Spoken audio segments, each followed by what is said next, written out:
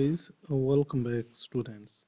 Dear students, here in the tutorial, first of all, I'm going to crop the image from this one side and it's going to be looks like that. Now guys, I would apply that beautiful and an awesome effects options on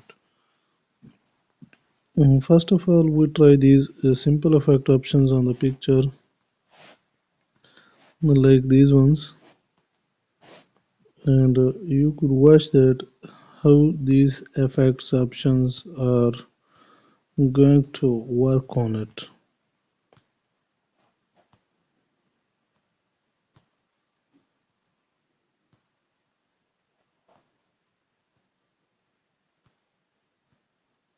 So guys, I have to choose